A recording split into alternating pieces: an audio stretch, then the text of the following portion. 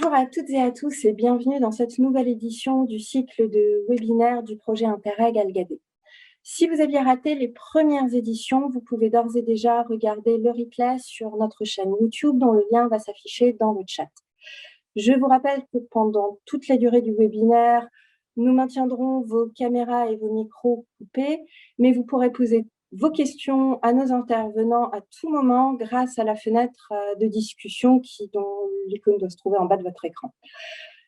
Aujourd'hui, nous partons en France sur le site pilote breton situé à Lamballe pour parler de microalgues hétérotrophes, de digestion anaérobie et de technologie de culture d'algues par fermentation avec le concours de 3 nouveaux intervenants. Je vous propose de démarrer par un petit documentaire qui va vous présenter les coulisses du site pilote breton. Il a été réalisé par l'Institut universitaire européen de la mer. Je vous souhaite un très bon webinaire et on se retrouve juste après.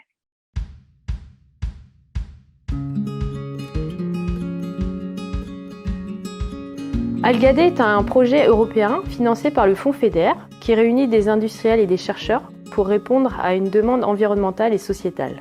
En fait, ce projet il part d'un constat général en Europe nord-ouest, c'est qu'il y a de plus en plus des quantités croissantes en fait, de déchets organiques, soit d'origine de l'agroalimentaire, soit originaires de l'agriculture, qui sont méthanisés pour produire du biogaz, qui lui-même permet de produire de l'énergie. En fait. L'inconvénient de ce type de procédé, c'est que dans le même temps, ça produit aussi des effluents riches en azote, qu'on appelle aussi digestat. Ce digestat est, à l'heure actuelle, est principalement utilisé pour épandage, donc pour faire de l'amendement des sols agricoles.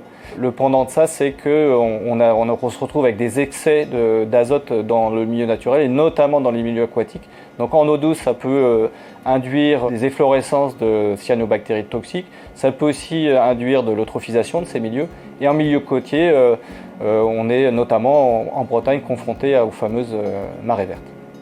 D'où l'idée de valoriser ces déchets pour ne plus les rejeter dans l'environnement. Une option serait de transformer ces nutriments en aliments.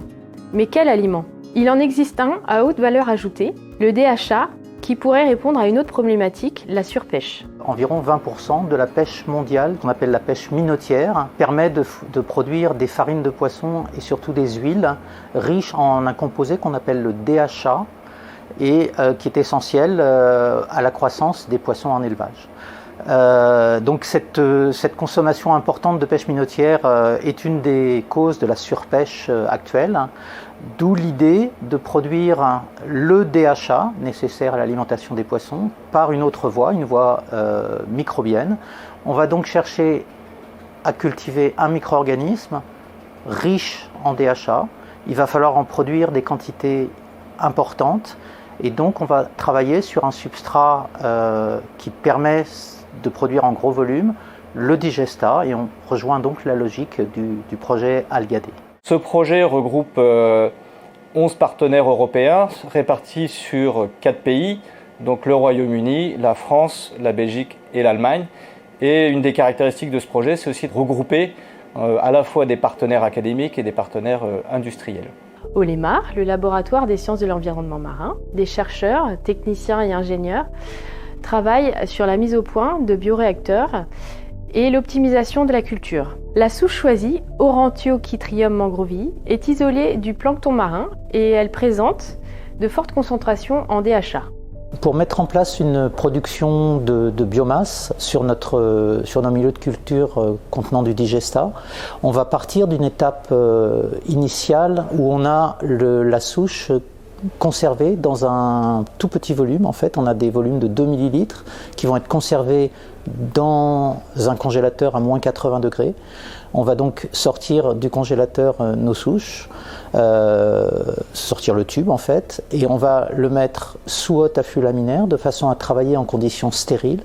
Et on va transférer ces 2 ml dans un milieu de culture en ballon en verre. Ce ballon, on va ensuite le mettre en agitation pour quelques dizaines d'heures sur une table d'agitation où il va y avoir une aération qui va se faire dans la culture. Ça va permettre le développement, le maintien en suspension et le développement de la souche qui va donc se multiplier progressivement. Donc ce ballon en agitation, une fois que la concentration cellulaire sera suffisante, on va le transférer dans un volume supérieur jusqu'à un volume de 8 litres qui nous servira à inoculer le pilote industriel. Ce bioréacteur devait répondre à un objectif simple qui était de produire à grande échelle et surtout à grand volume de la biomasse microalgale et ce à moindre coût. Pour ce faire, on devait répondre à 2 critères essentiels qui étaient la non-stérilité du milieu pour réduire les coûts et son automatisation totale. Ce réacteur est d'un volume utile de 2 mètres cubes. Il est composé de plusieurs cylindres. Alors pourquoi plusieurs cylindres ? C'est que l'objectif était de réduire le temps de présence de la microalgue dans le réacteur. Donc en fait, on a conçu un réacteur piston. Un réacteur piston, on inocule dans le premier réacteur, un tout petit réacteur de 12 litres. Et le volume de ce réacteur va être transféré au cours du temps, tout le temps de la culture, du premier cylindre vers le second cylindre, vers le troisième cylindre et jusqu'au 8e cylindre. On partira de 12 litres et on arrivera à 500 litres. Tout au long du parcours, on va ajouter des nutriments, grâce à des électrovannes, grâce à un automatisme complet. Donc on a une synchronisation des pompes et on va introduire au fur et à mesure les nutriments nécessaires et suffisants à la microalgue pour se développer.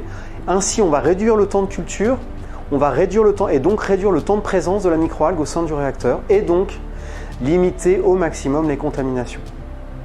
Le pilote a été conçu et assemblé au Lémar, puis installé sur le site industriel de la Cauperle à Lamballe. Le process a été développé sur place, il est maintenant au point et se déroule en plusieurs étapes. Le bioréacteur est désinfecté et rincé, puis les ingrédients pour la croissance sont préparés et ajoutés.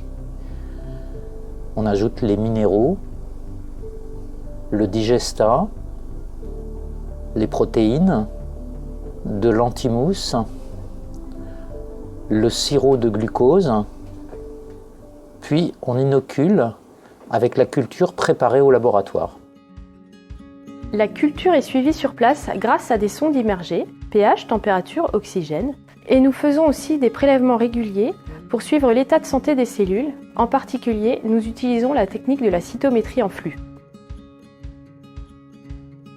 Ok, donc on est ici dans le laboratoire de biologie cellulaire et dans ce labo on utilise un cytomètre en flux qui permet d'évaluer la santé des cellules quand elles sont en suspension. Et donc grâce à cet instrument, la cytométrie en flux, donc on a pu évaluer la santé donc en plusieurs étapes. Donc d'abord, il suffit de récupérer environ 1 millilitre de la culture, de chaque culture, qu'on dilue à la bonne concentration souhaitée. Et on ajoute une sonde qui permet de mesurer en fait la respiration des cellules, notamment via l'activité mitochondriale. Donc on ajoute cette sonde, on accumule une dizaine de minutes et ensuite on mesure sur le cytomètre en flux à côté. En général, c'est des mesures qui durent entre 30 secondes et 1 minute, ce qui permet éventuellement de le répéter par exemple toutes les heures, voire 1 ou 2 fois par jour, comme on l'a fait dans cette expérience. Une fois les concentrations maximales obtenues dans le réacteur, la culture va être concentrée par filtration tangentielle et stockée pour être ensuite transformée par hydrolyse. Ce qu'on va faire ici, c'est du coup récupérer la biomasse qui a été déjà produite au pilote au site de Lamballe et on va la traiter avec des enzymes pour donner une valeur ajoutée à la biomasse. C'est-à-dire cette biomasse qui a été déjà produite, elle a beaucoup de vitamines, de DHA, de lipides intéressantes. Mais ce qu'on va faire dans cette labo, c'est de traiter cette biomasse pour pouvoir aussi avoir des peptides bioactifs. Et ces peptides bioactifs, on va pouvoir les obtenir avec une hydrolyse enzymatique. Dans notre cas, on utilise une protéase, donc elle va couper des protéines. Ces protéines elles vont se transformer en peptides plus petites. Et selon la taille du peptide, on va avoir différentes activités qui vont donner plus de valeur à la biomasse. On voit les résultats d'une hydrolyse. Et à T0, c'est la ligne noire, on voit les peptides qui ont été déjà dans la solution. Et la ligne bleue, c'est à la fin de l'hydrolyse. Donc on voit la libération des peptides dans les temps avec 12h30 d'hydrolyse. Donc ce projet Algade a permis de concevoir 3 pilotes installés dans 3 pays, donc Royaume-Uni, Belgique et France, donc tout particulièrement en Bretagne. Donc on a pu développer des cultures de microalgues qui permettent d'utiliser donc les excès d'azote produits par la méthanisation. Ensuite, cette biomasse est hydrolysée pour extraire des lipides et des peptides qui sont intégrés dans un aliment animal ou aquacole, et on va faire des essais zootechniques. Donc tester cet aliment dans lequel on a inclus notre biomasse hydrolysée, à la fois sur des porcelets et sur des poissons. Au-delà de ça, de ces aspects je dirais de développement technique, il y aura aussi des partenaires qui s'intéressent à l'évaluation de l'impact écologique et environnemental des procédés qu'on va pouvoir développer, qu'on a développé dans ce projet, mais aussi d'évaluer la viabilité économique de tout le procédé d'extraction de cet azote des effluents jusqu'à la production de l'aliment pour les animaux.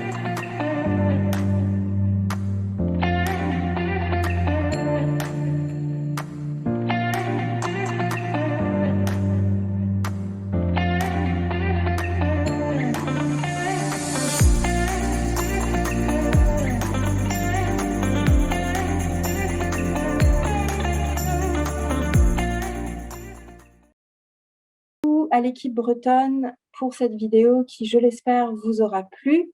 Nous répondrons à toutes vos questions en compagnie de Luc Chauchat et de Denis Delabroisse, qui ont tous les deux travaillé sur le site pilote breton et que vous avez pu voir dans la vidéo.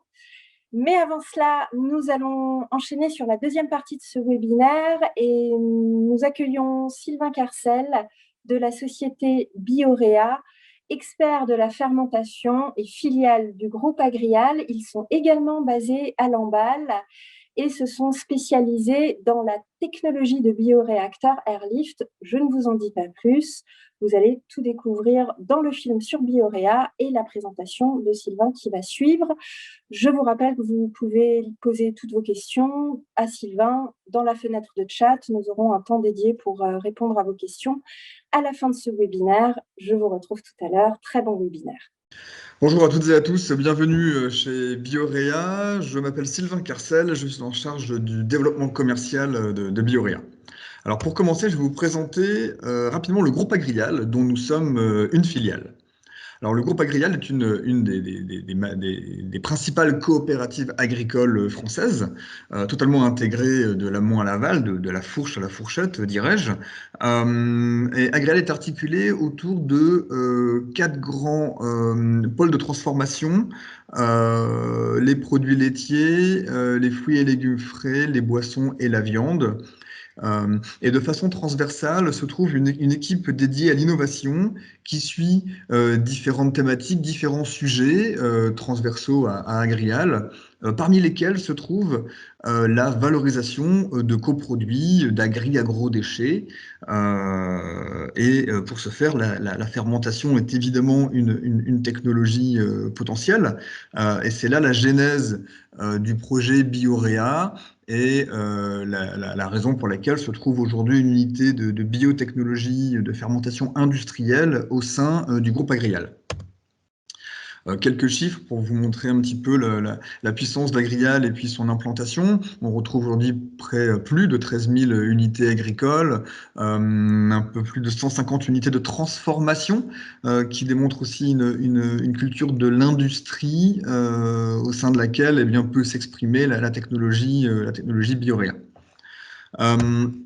Quelques marques enfin, j'espère qu'elles sont nombreuses dans vos frigos, à différents étages et dans la porte, autour des produits laitiers, des fruits et légumes frais, on l'a vu, et puis les boissons.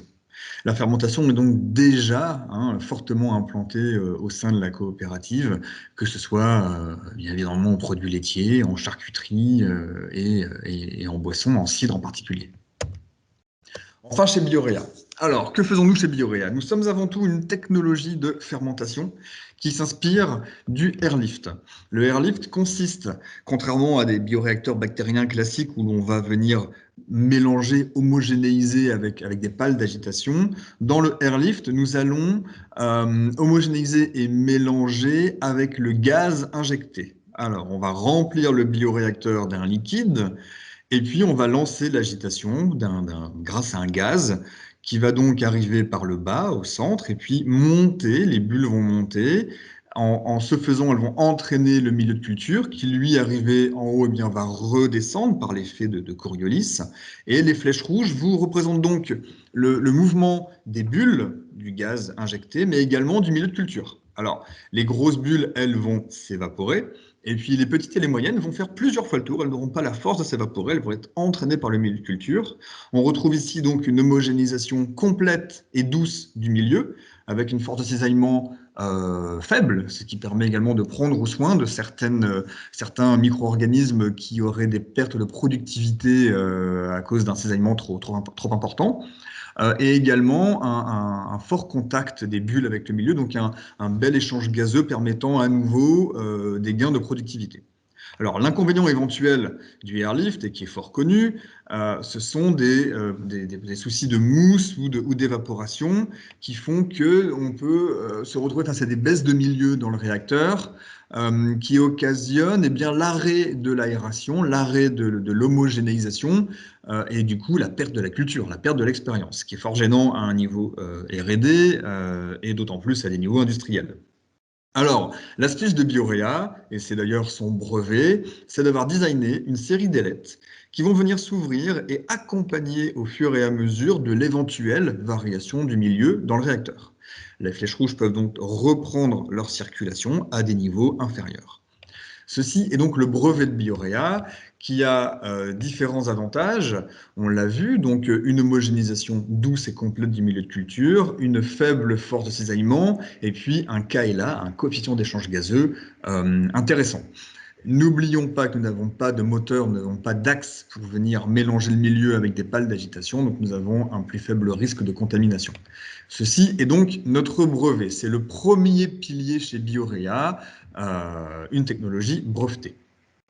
Alors, à partir de ce concept, nous avons commencé par mettre au point un bioréacteur de laboratoire, le CU, pour Cultivate It Yourself, qui est ni plus ni moins que la technologie Airlift Biorea sur une paillasse pour votre laboratoire R&D.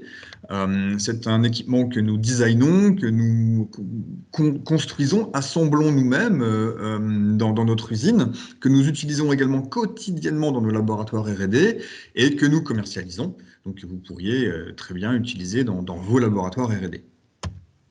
Alors, au sein de ce bioréacteur, au sein de cette technologie, on peut y mettre de nombreux micro-organismes, tous les micro-organismes adaptés à des conditions de fermentation hétérotrophes. Et puis après, on peut le piloter différemment. On peut le piloter en batch et en fed batch, évidemment.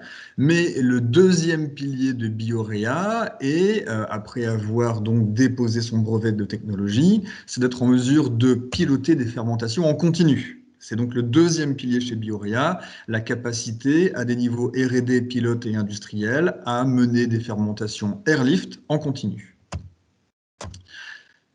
C'est-à-dire que dans notre usine, vous allez retrouver cette technologie à des stades R&D, comme on vient de le voir, afin de pouvoir recevoir votre souche, adapter votre process book, et puis tout doucement préparer un scale-up à l'aide de notre halle de R&D, où on le retrouve 3 lignes pilotes de 300 litres, 800 litres et 2 mètres cubes. Ces lignes de pilote peuvent également servir de lignes de production pour des marchés où les volumes seraient suffisants. Et ensuite, nous pouvons aller au stade industriel, toujours dans le même bâtiment, où nous retrouvons aujourd'hui 3 lignes de fermentation en opération. Nous sommes en train de doubler nos capacités et d'installer 3 lignes suivantes pour arriver à 6 lignes de fermentation pour une capacité de produits atomisés séchés d'environ 150 tonnes par an. Le projet étant de doubler cette usine, de dupliquer le bâtiment pour arriver à 12 lignes de fermentation pour une capacité totale qui sera bien plus que doublée au global. Alors, nos métiers à partir de cette usine sont très simples. Tout d'abord, des prestations de R&D et puis de montée en échelle. afin de pouvoir être votre partenaire de fermentation. Nous nous destinons à être du coup un prestataire de fermentation à façon et de pouvoir accompagner vos développements sur les microalgues, mais également des sujets sur bactéries, levures, cellules végétales, différents types de micro-organismes adaptés aux conditions de fermentation. En parallèle, nous sommes également proactifs et nous mettons en marché nos biomasses de microalgues. Et enfin, on l'a vu, nous continuons à développer le CIU pour vos laboratoires R&D. Un petit peu d'historique, tout a commencé il y a un peu plus de 10 ans désormais. Agrial est très vite arrivé pour accompagner le développement de cette start-up dans son scale-up afin de pouvoir donc déposer le brevet, puis construire cette usine, et la suite se fera avec vous en partenariat selon vos projets de développement.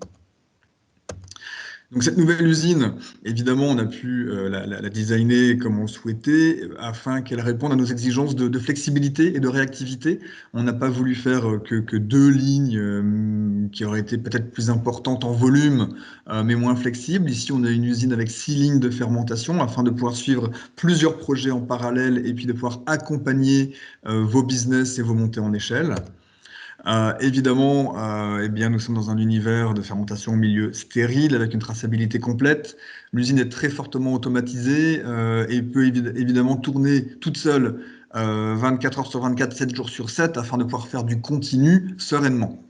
Le tout sous des exigences assez hautes permettant d'aborder des projets de baby-food.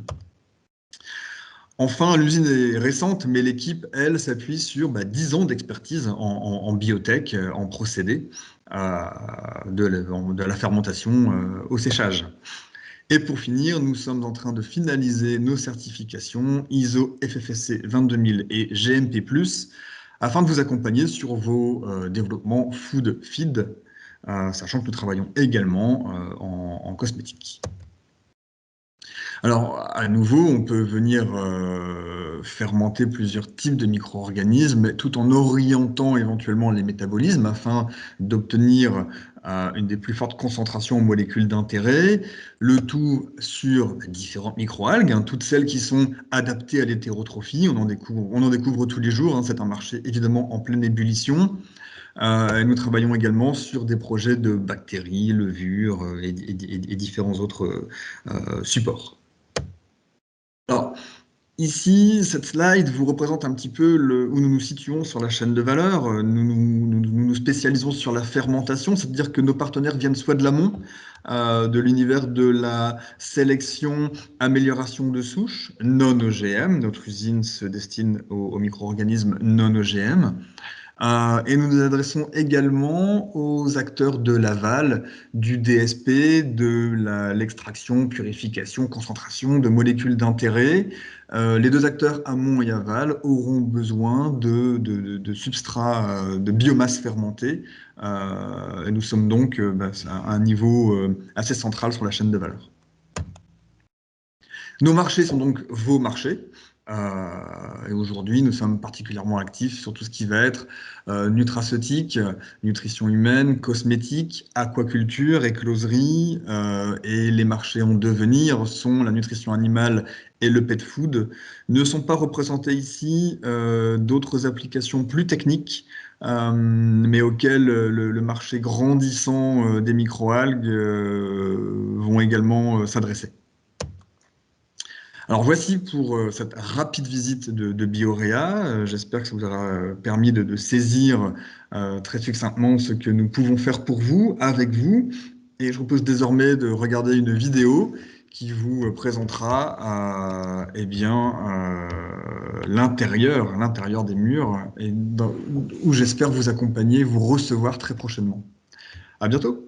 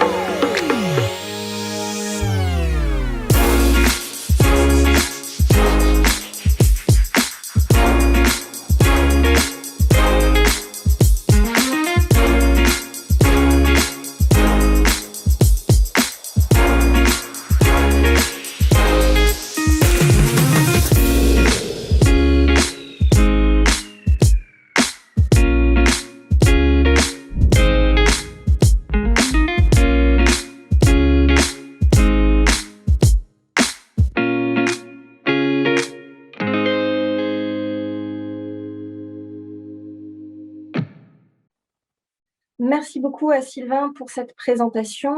Nous allons continuer avec la partie questions-réponses en commençant par les questions adressées au site pilote breton et nous y répondrons en compagnie de Denis et Luc qui ont tous deux participé à l'installation et aux travaux du site pilote et que vous avez pu voir dans la vidéo.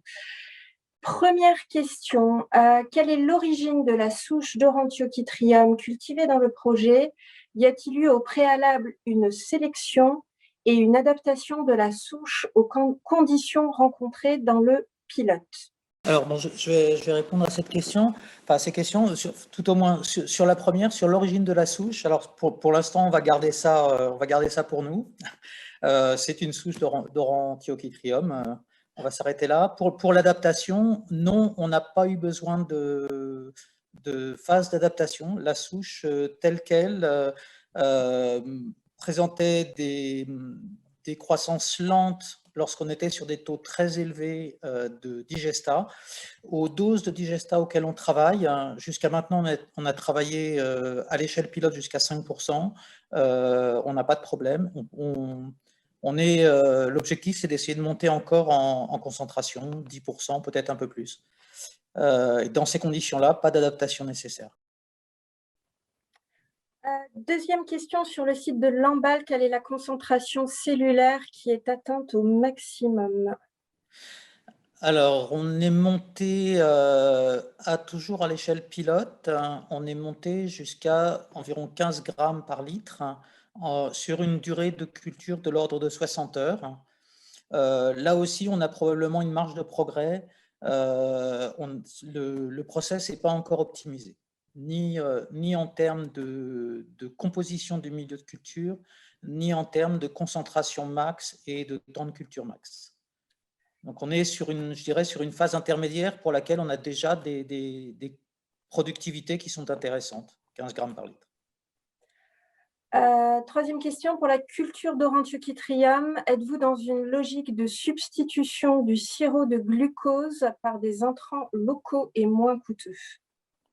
Alors là, c'est moi qui vais répondre. Oui, complètement. En fait, on est en train de travailler dessus, on est en train de chercher différents industriels, enfin, différents effluents susceptibles de pouvoir remplacer le glucose, et même, j'irais même plus loin que ça serait substituer tous les intrants avec que des effluents. Donc, c'est ce sur quoi on travaille actuellement, en fait. Mais tout en local. L'objectif, c'est de travailler le plus en local possible pour éviter les coûts de transport. Question suivante, d'autres microalgues plus connues et facilement cultivables sont aussi riches en DHA. Est-ce vraiment le paramètre DHA qui a orienté ce choix? Luc, peut-être Ouais, moi je dirais oui et non. Le DHA, oui, bien sûr, le DHA, ça a été un critère important. Après, Orontiochytrium était aussi utilisé déjà en aquaculture. Donc, c'est aussi un critère. Enfin, on n'est pas allé chercher une microalgue. Il faut savoir que tout ce qui est feed, il y a un contexte réglementaire qui est extrêmement important. On ne peut pas faire n'importe quoi. Donc, en fait, il y a une liste positive. Tout ce qui n'est pas dans la liste est interdit. Donc, on ne peut pas aller chercher des microalgues anecdotiques ou très lointaines. Voilà. On a pris quelque chose de connu. On savait qu'on ne partait pas à l'inconnu avec cette souche. Voilà, on a commencé avec celle-là. Mais rien ne nous empêche de cultiver une autre souche dans notre réacteur. Le procédé, c'est vraiment un procédé pilote. Donc, l'idée, c'est vraiment de concevoir un modèle. Après, c'est de voir qu'est-ce qu'on peut faire pousser avec ce modèle et avec ce type de bioréacteur. Un petit peu comme Bioréa, d'ailleurs, le même concept. Le deuxième point pour compléter, on a eu aussi une approche qui est forte productivité et donc hétérotrophie. Et là, en réalité, le choix est très limité. Donc, sur cette approche hétérotrophie. L'approche hétérotrophie, c'était un a priori sur des projections de productivité, de surface nécessaire, etc., où on voit que quand on commence à viser des productions très importantes, on peut se poser des questions sur la phototrophie. Et alors, j'espère que je n'ai oublié personne, mais je pense que c'est tout pour les questions pour Luc et Denis. Si vous en avez encore, vous pouvez les poser dans le chat. Il y avait une question pour Sylvain. Sylvain, est-ce que vous pouvez activer votre micro et votre caméra? Et du coup, c'était une question sur les espèces de microalgues qui ont permis... sur quelles espèces de microalgues avez-vous validé votre technologie? Bonjour Clara, bonjour à toutes et à tous. Alors, je vais commencer à y répondre dans le chat. Mauvaise habitude de toutes nos visios quotidiennes aujourd'hui. Alors, effectivement, nous, on est à la base d'une technologie. Donc, historiquement, ça a été sur Chlorelle, Pseuroquiniana et vulgaris, depuis 10 ans. Et la genèse de Biorea, c'était de produire de la chlorelle pour le marché aquacole. Donc, tout a été monté sur Chlorelle. Et le scope, le projet a vite changé. De faire de la chlorelle, c'est devenu rendons robuste cette technologie et on fera bien d'autres choses que de la chlorelle. Donc aujourd'hui, à titre proactif, nous faisons toujours, nous travaillons, nous mettons en marché différentes souches de chlorelle. Et notre business model est donc un prestataire, un CMO, et pour lequel on vient vers nous, nos clients viennent vers nous avec de nombreuses souches différentes, évidemment adaptées à l'hétérotrophie, donc le champ des possibles est plus restreint qu'en phototrophie.